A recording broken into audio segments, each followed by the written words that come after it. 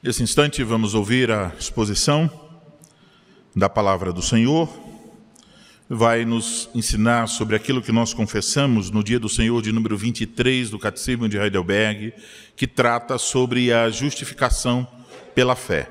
Por isso, nós faremos inicialmente uma leitura na Confissão Belga, nos artigos 22 e 23, que tratam sobre a justificação pela fé.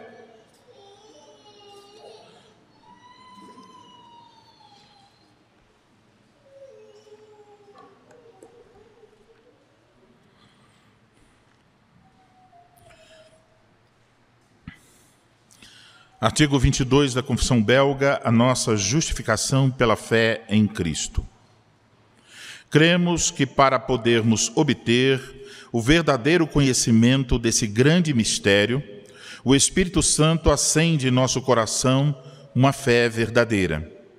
Fé que abraça Jesus Cristo com todos os seus méritos, que se apropria dele e que nada busca além dele mesmo. Pois das duas, uma, ou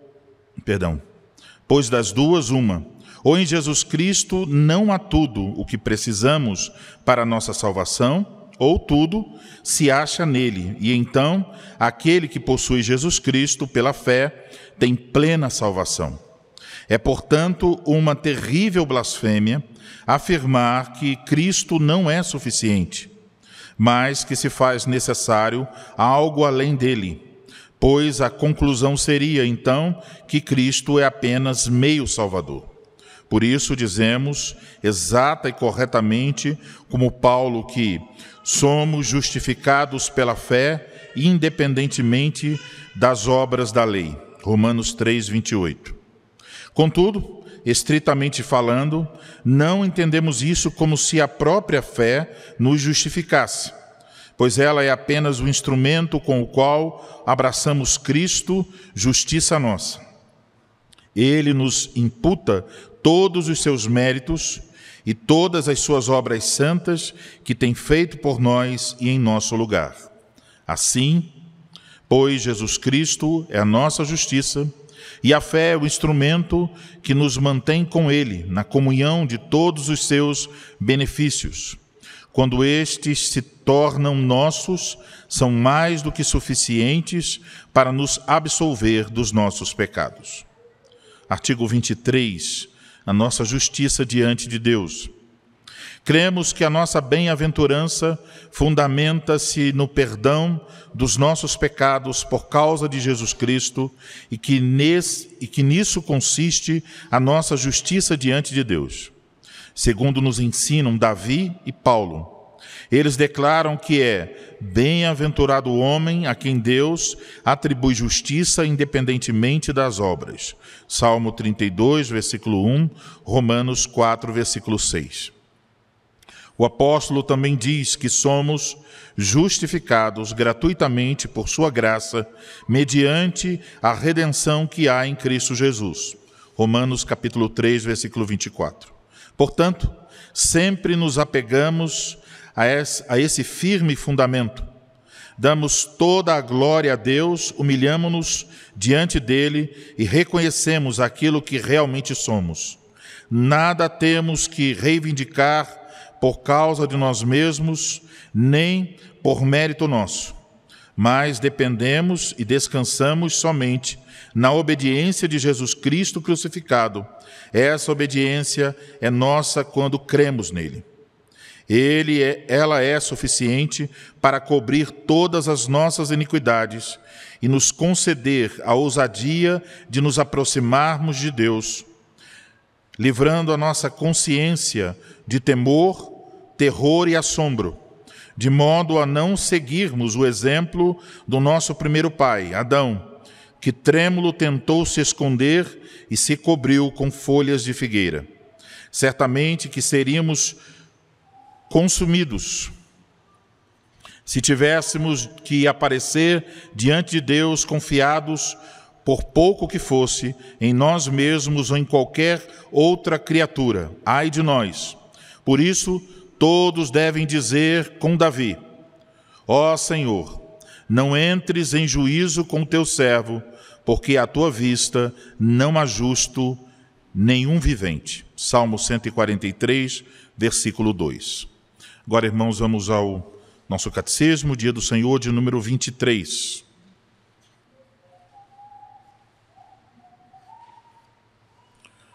Dia do Senhor 23.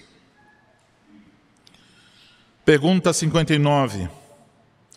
Que proveito há para você que agora crê em tudo isso? Resposta. O proveito é que em Cristo sou justo diante de Deus e herdeiro da vida eterna. Pergunta de número 60. Como é que você é justo diante de Deus? Resposta. Somente pela verdadeira fé em Jesus Cristo.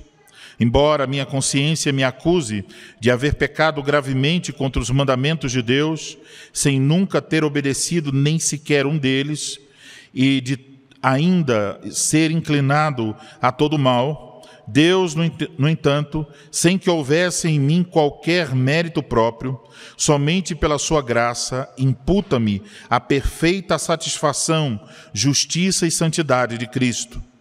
Deus me concede isso como se eu nunca tivesse tido ou cometido pecado algum, e como se eu mesmo tivesse cumprido toda a obediência que Cristo cumpriu por mim, se tão somente eu aceitar esse dom, crendo fielmente com o coração.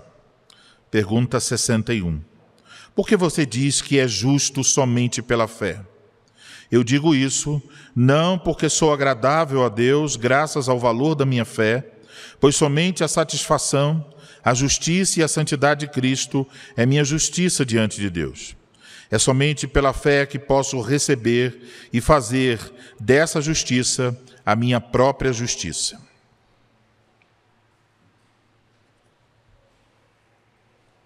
Agora vamos abrir as nossas Bíblias. Na carta do apóstolo Paulo aos Romanos, capítulo de número 5.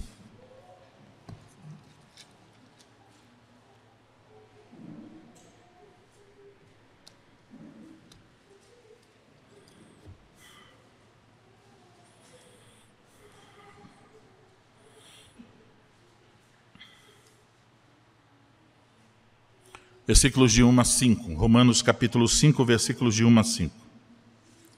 Justificados, pois, mediante a fé, temos paz com Deus por meio de nosso Senhor Jesus Cristo, por intermédio de quem obtivemos igualmente acesso pela fé a esta graça na qual estamos firmes e gloriamo-nos na esperança da glória de Deus. E não somente isto, mas também nos gloriamos nas próprias tribulações, sabendo que a tribulação produz perseverança, e a perseverança, experiência, e a experiência, esperança. Ora, a esperança não confunde, porque o amor de Deus é derramado em nosso coração pelo Espírito Santo que nos foi outorgado. Até aí, a leitura da palavra do Senhor. Vamos orar.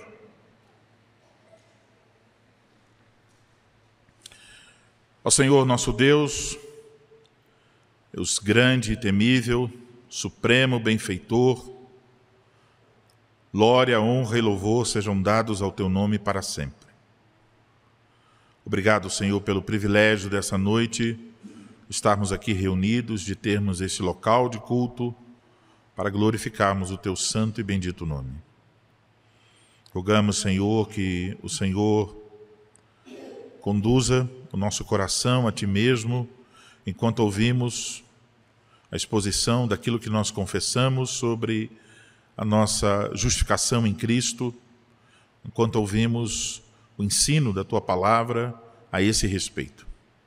Ilumina o nosso entendimento, dá, Senhor, graça àquele que fala para que o faça com sabedoria, com fidelidade, para louvor e glória do teu santo nome. Todos nós somos dependentes do Senhor e sem o Senhor não podemos fazer coisa alguma. Portanto, sê conosco e concede-nos, por misericórdia e graça, a tua bênção. Amém. Amém.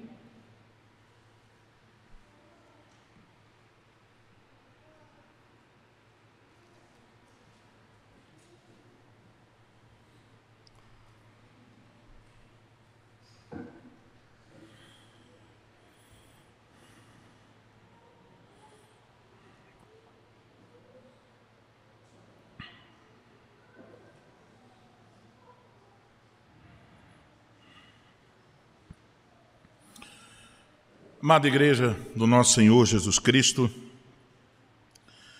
no último domingo, pela manhã, nós ouvimos instrução a respeito do Dia do Senhor, de número 22, do Catecismo de Heidelberg.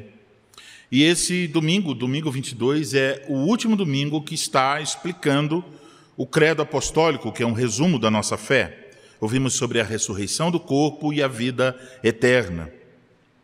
Então, a essa altura, quando completa-se, então, no Catecismo, a exposição do resumo da fé, a explicação sobre o Credo Apostólico, alguém pode nos perguntar: que proveito há nesta tua fé?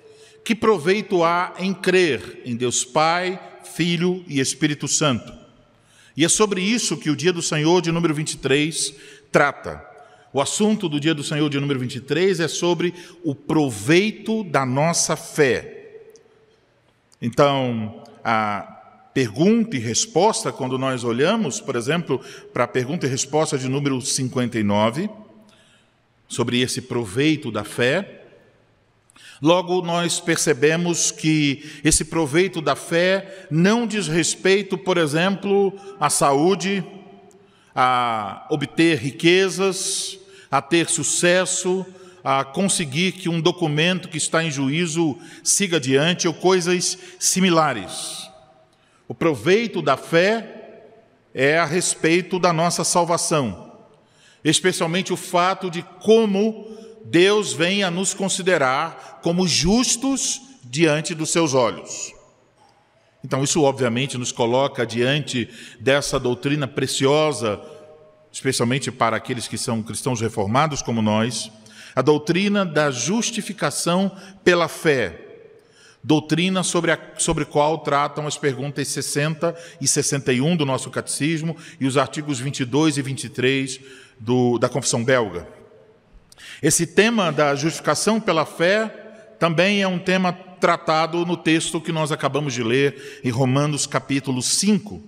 E não só essa parte da carta aos Romanos, mas de fato sabemos que esse é um dos grandes temas da carta aos Romanos. Uma boa parte da carta, especialmente a partir do capítulo 3, está procurando mostrar algo a respeito da justificação pela fé. Então notamos que os primeiros capítulos de Romanos, Paulo quer mostrar a necessidade dessa justiça. Os gentios não possuem justiça. Os judeus, com suas observâncias, mas um cumprimento da lei que não alcança o padrão de Deus, também não possuem esta justiça. Paulo, então, diz a respeito da condição dos homens, judeus e gregos, ou judeus e gentios, todos estão carentes da justiça de Deus e estão no estado de pecado e miséria. E então, a partir do capítulo 3, versículo 21 da sua carta, aqui aos Romanos, Paulo começa a mostrar como nós nos tornamos justos aos olhos de Deus.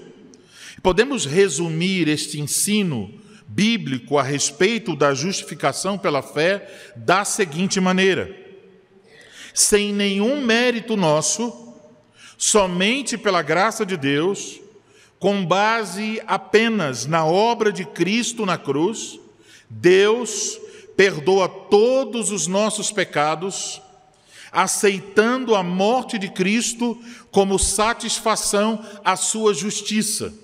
Então lembre-se, Deus é justo e a justiça de Deus requer a morte do pecador, mas Deus aceita o sacrifício de Cristo para aplacar a sua justiça. Mas significa mais do que isso. Não significa apenas a remoção da dívida.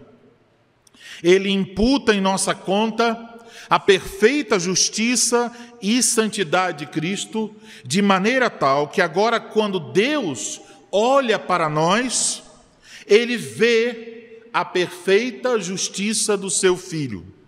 Ele nos trata como se nós nunca tivéssemos pecado.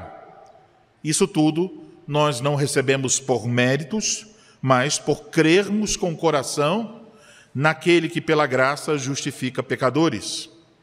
Mas é essa bênção da justificação que nós recebemos pela fé, acabamos de ler em Romanos 5, ela vem acompanhada de outras bênçãos. E é especificamente sobre isso que Paulo está falando aqui em Romanos capítulo 5. Aqui ele está falando sobre os frutos da justificação pela fé, ou poderíamos dizer as bênçãos da justificação pela fé. Esse é o tema da pregação desta noite, os frutos da justificação pela fé. Então, vamos olhar para Romanos capítulo 5, versículos 1 a 5, e podemos identificar aqui pelo menos 4 desses frutos da justificação pela fé.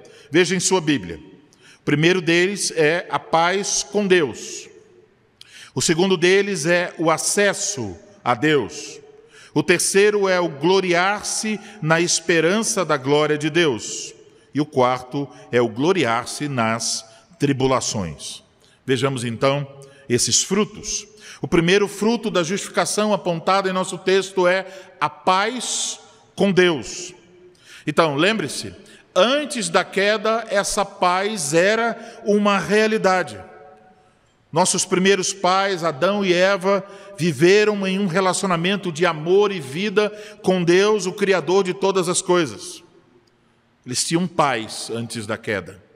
Mas quando eles se rebelaram contra Deus, quando eles se colocaram ao lado da serpente, então, não somente Adão e Eva perderam essa paz, mas também todos os homens e mulheres, todos os descendentes de Adão e Eva, naturalmente se tornaram inimigos de Deus. A Escritura chama de os filhos da ira, os filhos da desobediência. O homem sem Cristo, então, anseia, no fundo do seu coração, por estar em um estado de rebeldia e inimizade contra Deus, deseja no fundo do seu coração ocupar o lugar de Deus. Deseja destroná-lo e submeter Deus à sua própria vontade. É por isso que Deus, em sua justiça, não só expulsou o homem e sua esposa do Éden, mas o expulsou também de sua presença. O homem, então, se tornou inimigo de Deus, de forma que a vida de todos os pecadores fica por um fio diante da justiça e da ira de Deus.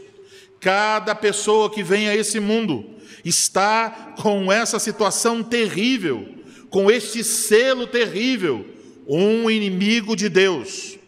Mas, no Evangelho, aprendemos, Cristo morreu por nós, Ele satisfez a ira de Deus, a justiça de Deus, Ele recebeu em si mesmo o peso eterno da ira de Deus contra os nossos pecados, e Ele nos concedeu essa perfeita justiça, a justiça de Cristo. E por esse motivo, a inimizade, o motivo da inimizade foi resolvido. A inimizade foi retirada. E o que temos agora? Aqui está. Pela graça de Deus, porque somos justos aos olhos de Deus, Deus não nos trata mais como inimigos. Temos agora paz com Deus. Então, não são todas as pessoas que têm paz com Deus. Paz com Deus tem aqueles que foram justificados pela fé. É por isso que o apóstolo, ao dizer como nós obtivemos essa paz com Deus, ele diz, por meio de nosso Senhor Jesus Cristo. Isso porque essa paz e todas as outras bênçãos aqui mencionadas são fruto da obra de Cristo a nosso favor. Sem Ele, não haveria essa paz. Sem Ele, nós nunca poderíamos desfrutar de um relacionamento com Deus. Portanto, amados irmãos, aqui está a boa notícia do Evangelho. O que nós perdemos por causa do primeiro Adão, nos é concedido no segundo Adão, o Senhor Jesus Cristo. Não somos mais inimigos de Deus. Ele não está mais irado contra nós. Nosso relacionamento com Deus foi restaurado. Temos paz com Deus. Podemos desfrutar de descanso e de certeza de que todos os nossos pecados estão perdoados. Em Cristo Jesus temos paz com Deus. Então, apesar de que reconhecer que é necessário nos humilharmos, por exemplo, em nossas orações, quando confessamos os nossos pecados. Mas também devemos ser cuidadosos para que, quando nós estamos expressando a nossa condição espiritual, não usarmos uma linguagem que define os ímpios, mas não define os santos. Você não deve pensar em si mesmo, por exemplo, como um inimigo de Deus. Não é mais. Se você imaginar isso, é porque você não abraçou o Evangelho ainda. Se Cristo é seu Salvador, você deve ter a certeza, você não é um inimigo de Deus. Quando você vai orar, não tem alguém relutante contra a sua oração. Você tem um Pai amoroso, que te ama, que deseja o seu bem. Então você deve confiar em Cristo. Então, por exemplo, se você ora ao acordar e diz: Senhor, meu Deus, meus pecados são terríveis contra a tua santidade, perdoa os meus pecados, lava-me e purifica-me. E você orou isso quando levantou, e daqui a pouco você foi lá, fez o café, voltou e vai tomar café com sua família, e aí você ora: Senhor, eu sou um miserável. Você já não pediu perdão? Você não está em Cristo? Você deve ter certeza sobre aquilo que você ora e sobre quem é Jesus e quais são as promessas de Cristo para a sua vida. Você deve estar com confiança diante do Senhor se você confessa a Cristo. Você tem paz com Deus. O segundo fruto da justificação é que nós temos acesso a Deus. Paulo diz que por meio de Jesus Cristo também temos acesso a essa graça. Esse termo acesso, aqui em nosso texto, ele tem uma ideia de um acesso solene. Por exemplo, ele é usado para indicar o acesso de uma pessoa diante do rei, uma audiência diante do rei. A ideia nesse caso é que não é que nós conseguimos esse acesso. A ideia aqui é que nós recebemos esse acesso. Não foi pelo nosso esforço. Nós fomos introduzidos, é a ideia do texto. A ideia é deixar claro, não é uma obra nossa, mas é o próprio Deus, por meio de Cristo, quem nos concede essa graça. O que ele fez? Ele nos introduziu a esta graça, que aqui tem o sentido de nos introduzir numa posição na qual Deus nos é favorável, uma posição na qual Deus nos favorece, e isso tem relação com todas as bênçãos da salvação aqui mencionadas. Então, entendam, se alguém possui fé para a salvação, então esta pessoa foi introduzida a esta graça, essa pessoa está numa posição diante de Deus, uma posição na qual você se tornou um alvo da graça de Deus. Então Deus, por sua graça, nos coloca nesta posição para recebermos mais graça ainda. Temos acesso a Deus. Deus se nos tornou favorável por causa da justiça de Cristo. Agora notem, o apóstolo diz, no qual estamos firmes. Não só fomos introduzidos à presença de Deus, mas ele declara que aí estamos bem firmados nesta graça. Isso quer dizer que esta posição que nós estamos, na qual Deus nos olha de maneira favorável, ela é segura, ela é firme. Cristo lhe colocou, então, em uma posição favorável diante de Deus, e por isso você tem acesso à presença de Deus, mas essa aproximação a Deus não é uma aproximação esporádica, ela não é uma aproximação na qual você vai e vem. Não há o perigo de sermos cortados, afastados dessa graça, pois a própria natureza da graça nos ensina: nada pode nos separar do amor de Deus. Então, se você está em Cristo Jesus, você tem acesso à presença de Deus. Acesso permanente, acesso vitalício e também depois de sua vida, acesso eterno à presença de Deus. Você está numa posição favorável. Então você não precisa fazer qualquer coisa para conseguir algo de Deus. Você não precisa depender dos homens para levar você a Deus. Cristo já fez isso. Por causa de Cristo nós temos então a certeza de que Deus nos recebe em graça. Então pense, Ele ouve suas orações. Ele nos recebe quando, por exemplo, neste dia estamos aqui reunidos para cultuá-lo. Em Cristo temos acesso a Deus. O terceiro fruto da justificação é este: nos gloriamos na esperança da glória de Deus. Romanos capítulo 3, versículo 24, nos diz que o homem sem Cristo está destituído da glória de Deus, mas agora, por causa da obra de Cristo, nós podemos nos gloriar na esperança da glória de Deus. E aqui nós podemos notar o jogo de palavras. Nos gloriar na glória de Deus. Quando a Escritura fala da glória de Deus, está se referindo às perfeições do caráter de Deus. Então, quando ouvimos essa expressão, devemos lembrar da gravidade, do peso do caráter de Deus. Devemos lembrar que Deus é santo, que Ele é perfeito em todos os seus atributos, perfeito em todos os seus atos, perfeito em todas as suas palavras. Essa é a sua glória que lemos nas Escrituras. É a glória que nós podemos ver no Evangelho revelada em Cristo. Então, uma das bênçãos da justificação pela fé é que nós temos alegria nisso. Significa que nos alegramos e exultamos em quem Deus é. É alegria no próprio Deus. Então, nosso texto fala de esperança, porque chegará o dia em que o Senhor Jesus Cristo virá em sua glória e nesse dia a glória de Deus encherá toda a terra. Naquele dia nós mesmos seremos glorificados, refletindo assim a imagem e a glória de Deus em nós. Naquele dia nos gloriaremos plenamente na glória de Deus. Deus será então finalmente tudo em todos.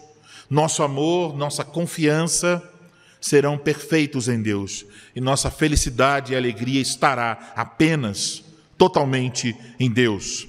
Irmãos, então percebam, se nós parássemos aqui, nesse terceiro fruto da justificação pela fé, ouvindo sobre a paz, ouvindo sobre a graça, ouvindo sobre a alegria em Deus, sobre a esperança da glória de Deus, pensaríamos então que a vida cristã não tem nenhuma dificuldade. Mas o que lemos a seguir nos alerta. A última bênção é esta. O último fruto, o quarto fruto da justificação é que nos gloriamos também nas tribulações. Termo tribulações aqui em nosso texto se refere àqueles sofrimentos que nós enfrentamos em nossas vidas por causa do Evangelho. A ideia aqui é uma ideia de estar pressionado. Tem relação com tribulações por causa do nome de Cristo. As perseguições e oposições do mundo por causa da nossa fé. Então o Espírito Santo nos mostra que ao passar por tais perseguições e oposições por parte do mundo, nós não devemos simplesmente resistir. Por exemplo, crianças, quando vocês estão doentes e o pai de vocês diz, olha, vamos ali no médico, vamos ali na UPA ou no plano de saúde, vamos no médico. E de repente vocês estão vendo o médico cochichando com o enfermeiro, de repente você vê uma agulha lá no fundo e ele está testando para ver se a agulha está funcionando, e você fala, ai, ele vai me pegar, ele vai injetar alguma coisa em mim aqui. E você fica com medo. E talvez, se você for uma criança um pouco mais resistente, vai dizer, bom, eu tenho que resistir aqui a essa agulhada. Então, não é sobre resistir, não é sobre enfrentar uma coisa difícil com certa resolução. Não é só sobre isso. O Espírito Santo quer mostrar aqui que ao passar por tais perseguições e oposições, nós devemos nos alegrar, devemos nos regozijar, nos gloriar. Então, como fruto da justificação pela fé, Cristo nos concede nos alegrarmos em Deus, isso foi o terceiro fruto, mas Cristo até nos concede o nos alegrarmos nas perseguições. A seguir, então, aprendemos também que essas perseguições, o motivo para nos alegrarmos é porque as perseguições são produtivas, se nós reagirmos de maneira correta. Essas tribulações ou perseguições produzem em nós algumas coisas. A primeira, paciência, ou poderemos interpretar como perseverança. Perseverança não pode ser produzida quando tudo está bem, mas quando nós sofremos por causa de Cristo, então Deus nos ensina a ser pacientes. Porque aprendemos naquele momento a não confiar em nós mesmos, mas em Deus. E como o socorro de Deus é sempre suficiente, então aprendemos a perseverar. Uma vez que nós suportamos as tribulações com perseverança ou paciência, o apóstolo Paulo diz que isso produz uma outra coisa. Isso produz experiência. Esse termo usado aqui quer dizer que então o nosso caráter é colocado à prova na tribulação, e então quando nós reagimos de maneira correta, nós somos aprovados. É como se ganhasse um selo de aprovação. Então, é como se indicasse, bom, agora você amadureceu mais um pouco. Assim, aperfeiçoados em nosso caráter, passamos também, diz o apóstolo, a ter mais esperança. Então, notem, voltamos ao assunto da esperança, mencionada no versículo 2. Voltamos à esperança, mas agora a esperança está fortalecida. Isso quer dizer que ao nos gloriarmos nas tribulações, que nos sendo acrescentada a perseverança que produz caráter provado, a nossa atenção é direcionada mais e mais a Cristo, a sua vinda gloriosa e a concretização da nossa salvação. Essa esperança não é como a esperança do mundo, que não passa de um desejo que as coisas sigam bem. Por exemplo, imagine na época da Copa do Mundo, as pessoas estão lá, eu espero que o Brasil dessa vez vai ser o campeão, nós vamos ganhar mais uma vez, vamos obter mais um título. E há muitas pessoas com esperança a respeito dessas coisas. Mas, de repente, a seleção brasileira é desclassificada. Ou quando as pessoas dizem, olha, eu tenho esperança que esse ano será o melhor ano da minha vida, e de repente se torna um dos piores. A esperança no mundo, ela falha.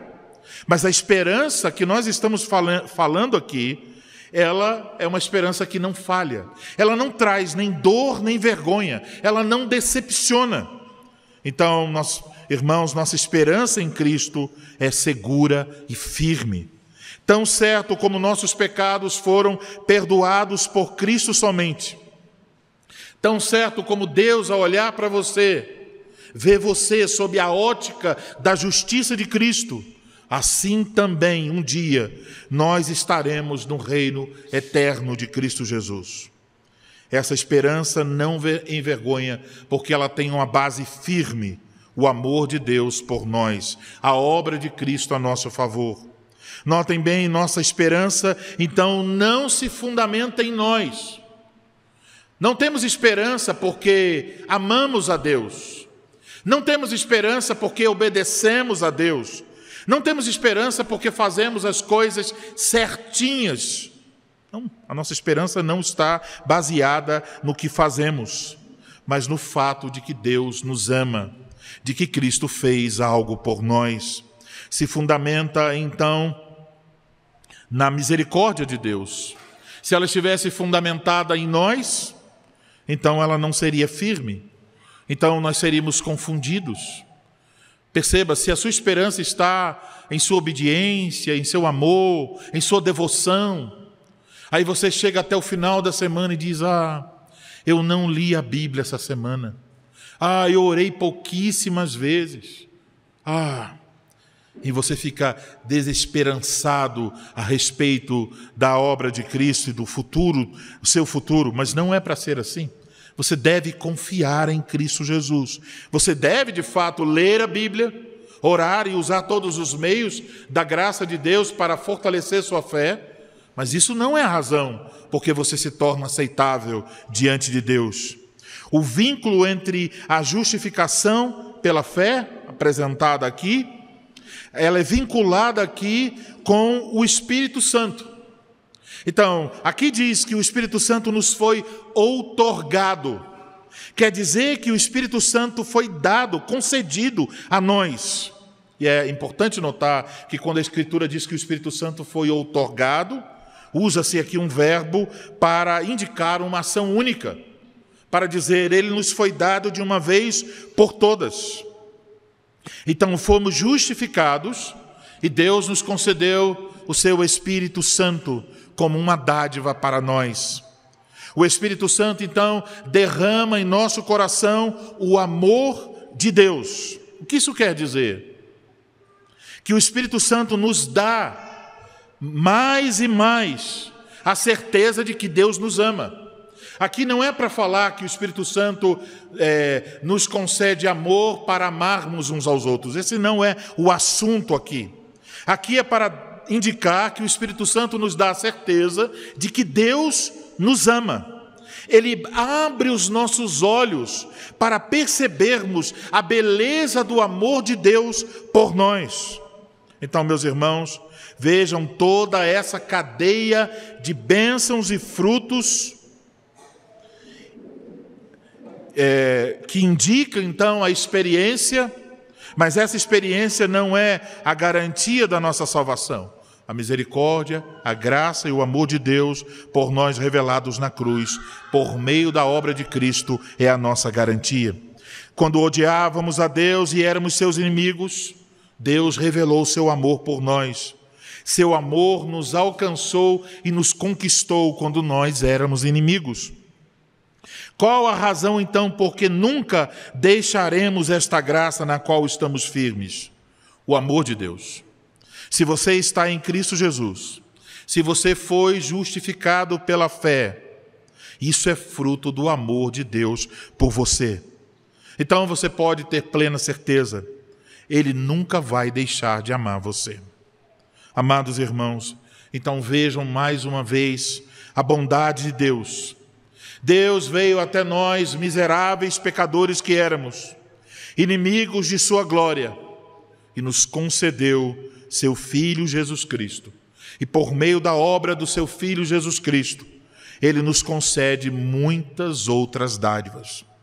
Você pode imaginar, crianças, vocês podem imaginar, quando às vezes alguém faz aquela brincadeira de chegar com uma caixa desse tamanho. Imagine que dentro dessa caixa tenha um presente e tenha uma outra caixa. E aí você abre a outra caixa, tem mais um presente e outra caixa. Então, a primeira caixa que nós abrimos é a paz. O nosso relacionamento foi restaurado. Estamos em paz com Deus. Abrimos a caixa da paz e encontramos essa maravilhosa realidade. Fomos introduzidos à presença de Deus e aí estamos em uma posição favorável na qual estamos firmes. Abrimos essa caixa e aí está outra caixa. Nos é concedido nos gloriarmos na esperança da glória de Deus, que nos foi concedido. Então nos foi concedido alegrar-nos em Deus. E temos esperança de que isso será feito de maneira plena e final na vinda de Cristo. Abrimos essa caixa e encontramos alegria em meio às tribulações por causa do nome de Cristo. Isto é, a tribulação mesmo nos leva a outras caixas: perseverança, caráter aprovado, esperança e certeza do amor de Deus que é derramado em nosso coração pelo Espírito Santo. Portanto, irmãos, mais uma vez se evidencia pelo Evangelho que nossa salvação não se fundamenta em nós mesmos. Não é pela quantidade das nossas obras, não é pela profundidade do nosso amor, não é pela grandeza da nossa fé, não é pela firmeza da nossa esperança, mas por causa de Cristo, Cristo somente, por causa de quem Ele é e por causa do que ele fez. Nossa salvação não se fundamenta em nossa justiça, mas na justiça perfeita de Cristo, que foi colocada em nossa conta. E por causa de Cristo, que Deus nos considera justos, como se nós nunca tivéssemos cometido pecado algum. É por causa de Cristo que temos paz com Deus. É por causa de Cristo que temos acesso à presença de Deus. É por causa de Cristo que podemos nos alegrar nas perseguições.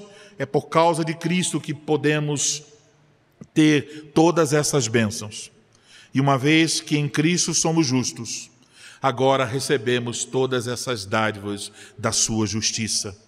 Podemos dizer: bênção sobre bênção, graça sobre graça. Como nós podemos responder a tudo isso?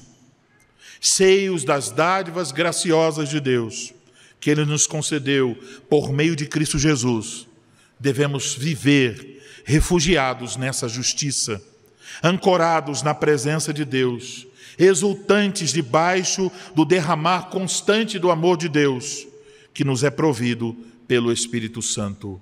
Amém.